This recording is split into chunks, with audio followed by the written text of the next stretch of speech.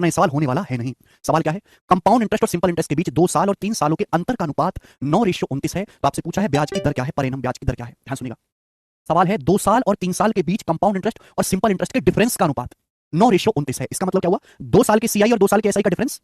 सवाल में क्या दिया? 2 साल के सीआई 2 साल के एसआई का डिफरेंस और 3 साल के सीआई और 3 साल के एसआई के डिफरेंस का जो अनुपात है वो 9:29 है, 9:29 है। आपसे पूछा ब्याज की दर क्या है, परिणाम आपको बताना है। क्या आप मेरी बात को समझे? 2 साल के सीआई 2 साल के एसआई के डिफरेंस और 3 साल के सीआई 3 साल के एसआई के डिफरेंस का जो रेशियो 9:29 है, ब्याज की दर आपको बतानी है, रेट ऑफ इंटरेस्ट। आप बताओ। देखो मेरे प्यारे, सिंपल इंटरेस्ट तो हर साल बराबर होता है। सिंपल इंटरेस्ट तो हर साल बराबर होता है। आप बोलोगे सर सिंपल इंटरेस्ट हर साल बराबर होगा। 2 साल के सीआई एसआई का डिफरेंस कितना है? 9 यूनिट। 2 साल के सीआई एसआई का डिफरेंस कितना है? 9। 9 यहां पे आएगा, ये 2 साल के सीआई एसआई का डिफरेंस। अब आप बताओ, अगर यहां 9 है तो 18 होगा, डबल होगा। 9 और 18 27। आप बोलोगे आंसर बिल्कुल सही। आप बताओ 3 साल की सीआई और 3 साल के एसआई का जो डिफरेंस है वो 29 यूनिट है। अब 9 और 18 27 हो गया, कितना बचा? 2। भाई ये जो टोटल है 3 साल की सीआई एसआई का डिफरेंस, ये टोटल 29 होना चाहिए। 9 और 18 तो 27 हो गया, 27 जमा 2 29। 2 आएगा, 9 18 27, 27 जमा 2 29। आप बोलोगे हां जी सर बिल्कुल सही, बात समझ में आ गई। आपसे पूछा ब्याज की दर क्या है, यानी कि 2 रुपए। ये 9 रुपए पर ही 2 रुपए ब्याज मिला होगा।